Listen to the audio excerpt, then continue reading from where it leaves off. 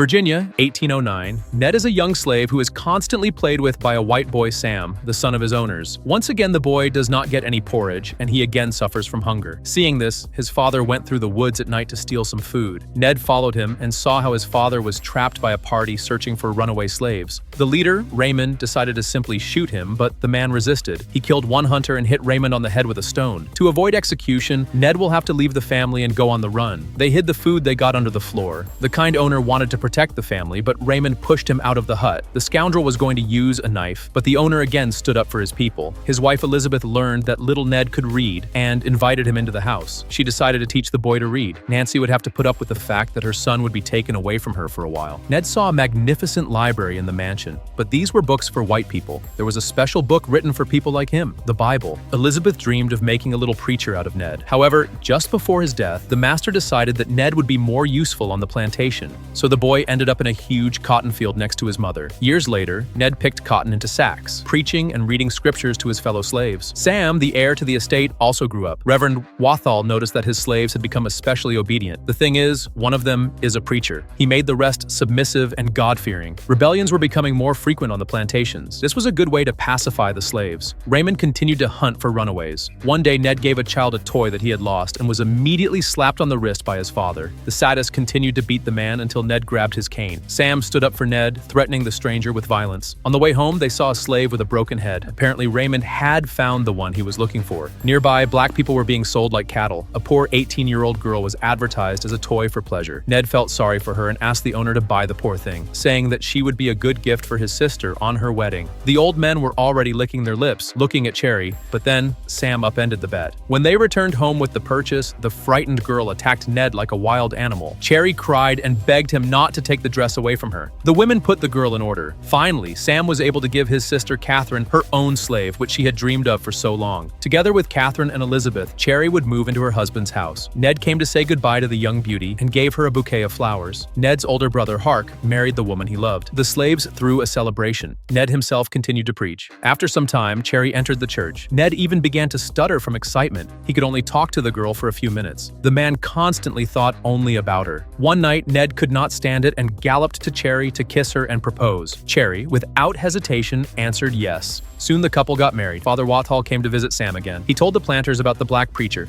They quickly found those who agreed to fork out money for Ned to pacify their slaves. With his help, Sam was finally able to pay off his debts. Ned's mother and grandmother saw him off, and together with Sam, they went to the neighboring plantations. Randall was first in line. The rich man complained that times were hard and he fed his slaves only once a day. Ned needed to convince them that they would only get to heaven if they were meek and obeyed their masters. The hungry, beaten people were herded into the barn. They listened to poems about how they should always obey their masters, including harsh ones. Even Sam was upset and wanted to get out of there as soon as possible. Ned couldn't get what he saw out of his head. Cherry said that she was taken from her family when she was 13. She and Ned were going to have a child soon. The man continued to preach and Sam grew rich off his services. Soon, Cherry gave birth to a daughter. She and Ned were very happy. One day, Sam and Ned arrived at another estate, but no one met them, so Sam went away to find the owner. Some scumbag set a dog on Ned. The local manager skinned the slaves for insolence and theft. Now he wields a whip in the field. In front of the guests, these two decided to punish the rebel, who declared a hunger strike and again refused to eat porridge. The sadists took the tools and literally knocked out all the poor guy's front teeth in a minute, after which they inserted a funnel into his mouth and forced him to swallow all the porridge along with the blood. These are the kind of people Sam gets paid from. After all, slaves are more afraid of the gospel than a gun. With tears in his eyes, Ned began to preach to these poor people, but instead of words of submission, they heard a call to take revenge on their masters. The white masters did not even understand anything. When Cherry was collecting water, Raymond and his men pestered her. Allegedly, she came too close to the forest, but this was only an excuse to attack the poor thing. Sam was dead drunk when Ned told him about what happened. The thugs beat Cherry almost to death. When she came to, she asked her husband for forgiveness. Ned is eager to know the name of the one who did this, but Cherry asked her husband to forget about this place. Sam decided to pretend that nothing had happened and told Ned to get back to work. He had an important reception today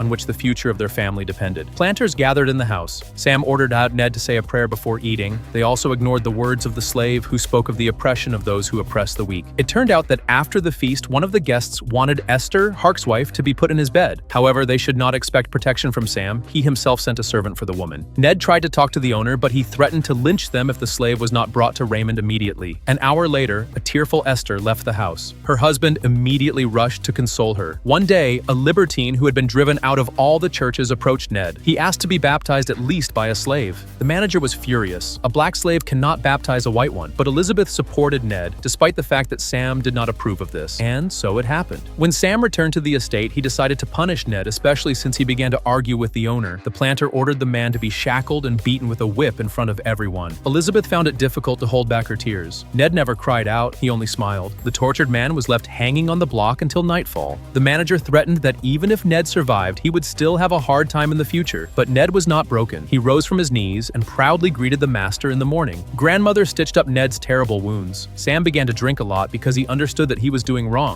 Soon, Ned's grandmother passed away. She was born in captivity and died in captivity. This event was the last straw. Having buried his loved one, Ned asked his brother to gather the most reliable people. At night, 6 people met by the fire. A young boy, Jasper from the Randall plantation, wormed his way into the company of men. Ned told them that in the Bible, on every page about slavery, there is a verse about freedom. Good will rise against evil. The first will be last and the last will be first. They must fight. There are many more black slaves than white masters. The main thing is to capture the weapons arsenal, which is 15 kilometers from here. They will capture one plantation after another until they reach the right city. Servant Isaac learned of the meeting and asked them to think better of it. Does he really want to massacre the death of his brothers, the death of his wife? But the preacher is sure that he is the chosen one. God himself chose him. A lot of time passed and Cherry still did not get out of bed. She knew the day would come when the slaves would rise up, but she didn't think her husband would lead them. It would all start with Sam's estate. A drunk man woke up and saw a slave in front of him. Ned cold-bloodedly hacked him to death with an axe. Creepy Will dealt with the manager. Ned woke up his mother and told her there would be no work today. She was free. The fight had begun. After that, Ned gathered all the slaves from Sam's plantation. "We're all dead!" Isaac screamed in horror. Ned suggested that the people serve only God, and they weren't dead. They were just alive. Now they had to show the others the right way. The runaway slaves began moving from one plantation to another, slaughtering their masters right in their beds. Finally, they reached the estate where the slave tooth pullers lived. Will wanted to deal with them personally and chopped them into pieces. Young Jasper was scared by what he saw and ran away. At Randall's plantation, the rebels were ambushed. Other slaves opened fire on them. This Jasper returned to his master and warned him about the impending attack. Today, a young guy was killed. The brothers looked at the gang they had managed to gather, those who wanted to become free. In the city, they encountered a large detachment of Raymond Cobb. 15 people were armed with muskets, the rest with bladed weapons, but the former slaves were not afraid of them. Ned charged them with an inspiring speech and ran forward with everyone else. Some of them fell after a volley of muskets. The meat grinder began. During the massacre, Raymond wounded the leader in the arm and rushed to finish him off, but Ned managed to throw the villain off himself, after which he slowly plunged his knife into him. Many people died today, but the rebels gained the upper hand. They ran into the armory, but instead of weapons, the boxes were filled with stones. Soldiers were already waiting for them and opened fire. All the escaped slaves were instantly killed. Will also ran out of the room to get a bullet in the heart. Those who remained inside were shot from a cannon. This is how Ned's brother Hark was mortally wounded. Only the preacher was able to escape. They opened a hunt for him. Slaves and black citizens began to be executed throughout the state. They were hung on trees and burned alive. One day, Ned secretly met with Cherry. True, she could not even turn her head in his direction. The woman said that the killing of blacks would continue until the authorities found him. The man realized that he had to surrender. He went to the nearest town, where he was almost torn apart by white residents. But General Childs stopped the court. He said that he needed to wait just a little while and this rebel would be torn down in front of everyone. Ned spent some time behind bars. But then came the day when he was led through the crowd to the gallows. Ned heard curses directed at him. Someone managed to hit him. The crowd demanded that he be hanged as soon as possible. Ned was offered the last word. "I am ready," said the preacher. A rope was thrown around his neck. Before his death, Ned saw the boy Jasper, who had betrayed them then. Years passed. The boy grew up and began to fight for the Union Army during the Civil War. The uprising lasted 48 hours. During this time, 60 slave owners were killed along with their children. I also recommend watching other videos on my channel. Good luck!